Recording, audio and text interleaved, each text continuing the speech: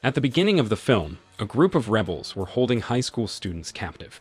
The rebel group held the students captive in a school building and would not let them go before the government transferred the ransom money according to what they wanted. At the same time, the mayor was seen contacting the police chief to give orders and ask them to just fight against the rebel group. The police chief quickly assigned a special forces captain named Mason to mobilize his team to fight the rebels. Then Mason immediately sent his team to the crime scene, while Mason and the police chief would monitor from a distance. Here, Mason entrusted this mission to one of his subordinates, Connor. Soon, Connor and his team went to the crime scene. When they arrived at the scene, Connor told Mason that it was impossible for his team to enter because all the school buildings were locked. So, the only way was to launch a bazooka to the school building. Because there was no other choice, finally, Captain Mason ordered one of his men to launch a bazooka. The situation became chaotic, and fortunately, the students who were being held captive were still safe. In fact, each of them was able to escape after the explosion. After that, Connor and the team immediately entered the building, and there was a shooting. In the middle of the battle, the leader managed to take one student hostage so that Connor couldn't move. But the rebel leader accidentally stepped on a mine, and there was a big explosion. As a result of the explosion, Connor and the team were blown quite far, and several students had to become victims. 18 months later, Connor was transferred to become a police officer. Since the explosion that killed several students, Connor's special forces team had to be disbanded because the mission was considered a failure. This time, Connor was waiting for his brother because he was going to ride in Connor's car to his campus. But when Connor's brother was walking, suddenly he was chased by a member of the mafia. Seeing this, Connor ran to help his brother. Connor's brother was caught and then beaten several times, but fortunately, Connor came and immediately intervened. Here, Connor tried to nicely ask the mafia about what the problem was, but the mafia instead took out a gun, and this is what happened. Finally, the mafia member died and Connor immediately asked his brother to leave. Not long after, a mafia boss, Pettis, and two of his men came and immediately held Connor at gunpoint. Here, Connor chose not to fight because he could explain the incident well. Connor said that Pettis' man was the one who took out a gun first, so Connor was forced to finish him off.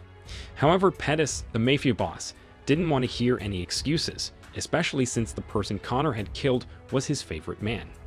Then Pettis said that Connor's brother was an addict and he had a debt to Pettis. Therefore, Connor's brother was being chased because his debt had not been paid. And now, everything was too late, so Connor had to pay for what he did. Pettis would not kill Connor for now, because he had his own way to make Connor's life miserable.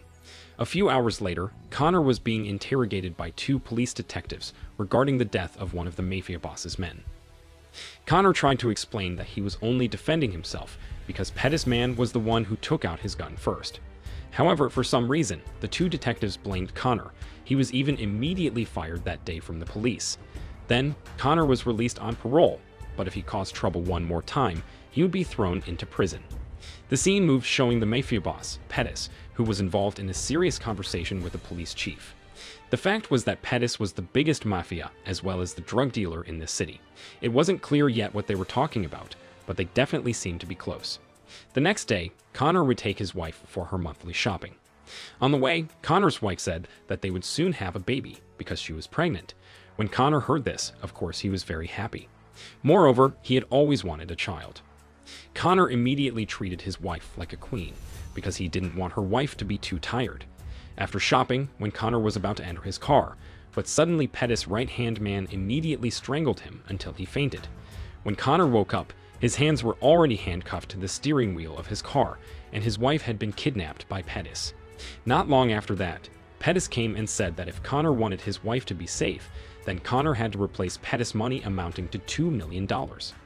Connor was confused and didn't understand what money Pettis meant. Then, Pettis explained that his man, who Connor killed, always made $2 million every month. Because Connor finished that man, so now Connor was the one who had to pay the money for this month. If not, then Connor's wife would become a victim. Pettis gave Connor one day, and he would wait at his headquarters. Connor asked where he could get $2 million in one night, then Pettis answered if Connor could steal it from his business rival. Pettis also gave his business rival's address, so like it or not, finally, Connor obeyed all of Pettis' orders for the sake of his wife's safety. After that, the first person Connor visited was his younger brother, who was a former Special Forces officer and had been on the same team as him.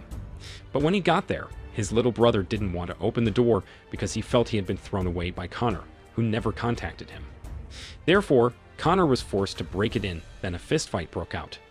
After a long duel, Connor was able to calm his brother down and said that now he needed help.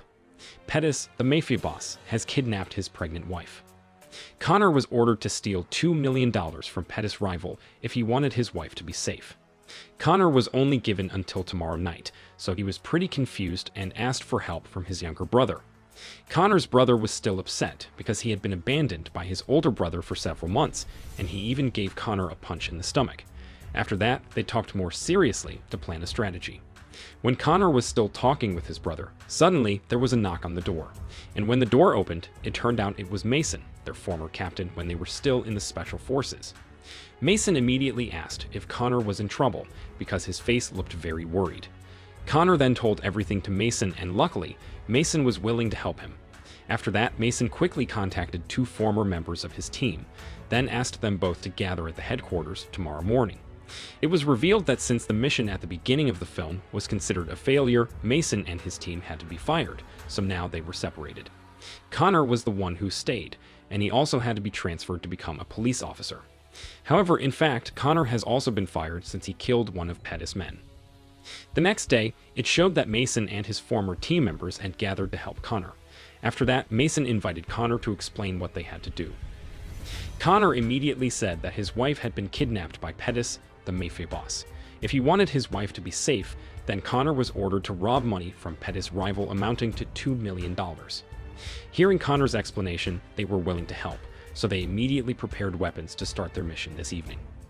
Shortly that evening, Mason and his team arrived at Pettis' rival headquarters. Mason immediately ordered Connor and the others to enter the building, and they started their action. It didn't take long for Mason and the team to successfully level them all and then take all the money that was stored behind the walls. Soon after that, Mason and the team had returned to their headquarters, then counted the money they had just stolen. But when they counted the money, it turned out that it was not exactly $2 million, but only $1.8 million. But fortunately, Connor had taken a bag of drugs, which would later be given to Pettis as a replacement for the money. The scene moved to Pettis, who was still waiting for Connor's arrival with the $2 million. Connor's wife was also there, but fortunately Pettis treated her well because he never hurt women.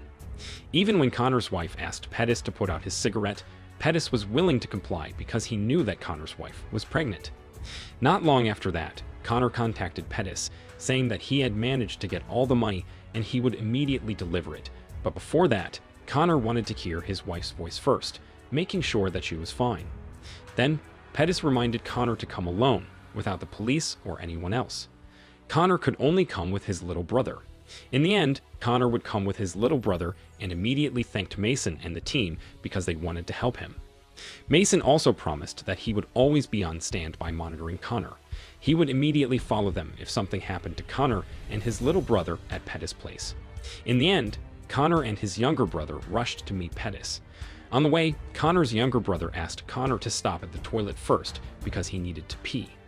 But when Connor's brother was in the toilet, he instead used the drugs because it turned out that he was an addict. After that, Connor's brother returned to the car and continued his journey with Connor. A few minutes later, Connor and his younger brother arrived at Pettis' place, and they were immediately checked by Pettis' men before going inside. After everything was considered safe, Connor and his younger brother were invited in to give the money. On the other side, Mason was on the way with one of his members. It turned out Mason had put a tracking device on Connor's car, and now he was about to follow Connor. Mason had a bad feeling, so he would come to Pettis' headquarters. The scene then showed Connor and his younger brother who were already in Pettis' room.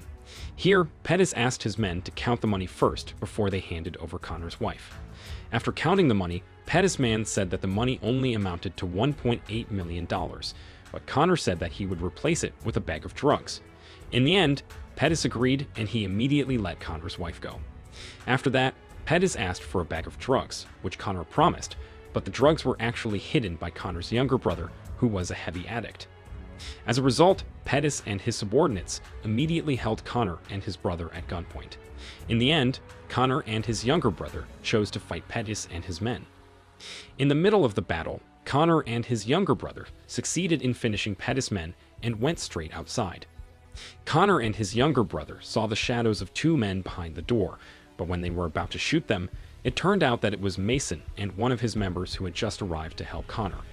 Mason then asked Connor's wife to wait here, while he and the others went inside to finish Pettis off and reclaimed the money. Fortunately, some of Pettis' men had managed to be finished by Connor. Therefore, Mason was easily able to make Pettis helpless in this way. In the end, Pettis was successfully held at gunpoint by Mason, Connor, and the others. Here, Pettis suddenly said that he knew a lot about the depravity of the government and corrupt officials in this country. If Mason agreed, they could work together to catch one of the corrupt officials who often collaborates with Pettis. Coincidentally, Pettis was fed up because the official often blackmailed him. Pettis also promised to return the $2 million as payment to Mason's team if they would help him. Mason then asked who was the corrupt official that Pettis meant and what was his plan. Pettis then said that the official was the police chief, Alston, who used to work with Mason. Every week, Alston always asked Pettis for security money, which was quite a large amount. In total, it might be around $15 million, and the money was kept in a private bank.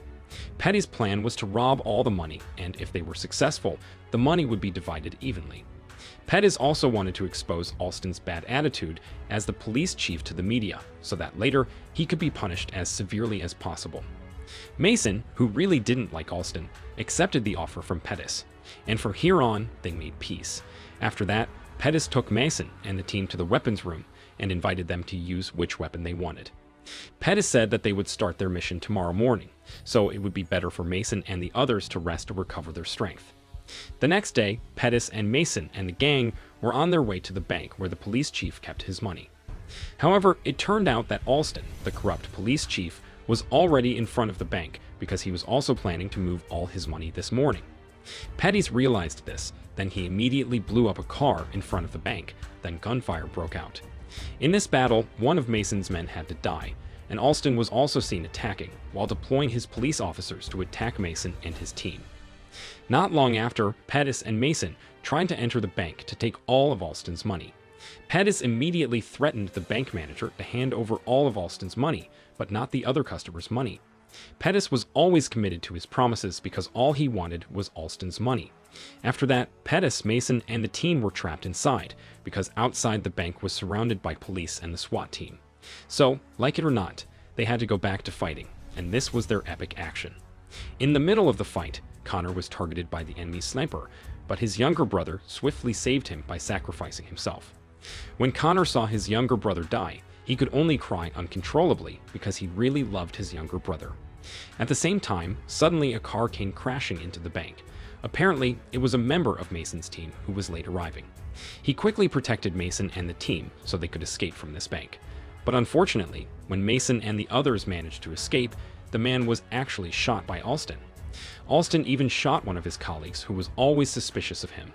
Luckily, this was recorded by one of the detectives who was hiding. A few moments later, Mason's team had only Connor and Pettis left, and now they were heading to escape to the airport while carrying Alston's money. Mason realized that Alston and his men were chasing them, so he asked Connor and Pettis to run because the airport was quite close. There, Connor's wife and a pilot were waiting and ready to take off, while Mason would withstand the police attack. That was the only way they could escape, and Mason was willing to do this. There was no other choice, so in the end, Pettis and Connor left, while Mason immediately drove his car fast. In the end, Mason had to die because he was being shot by Alston and his team. Meanwhile, Pettis and Connor managed to get to the plane and then immediately took off with Connor's wife, who had been waiting. Several weeks later, the detective provided video evidence of Alston's crimes to the mayor. The detective also said that there were many more of Alston's crimes and he could prove it. As a result, the police chief, Alston, was immediately summoned and fired. Not only that, he would be punished. 7 months after the incident, Connor and his wife already have a baby. Pettis was also there because he chose to live with Connor and considered him like his own family. Then, the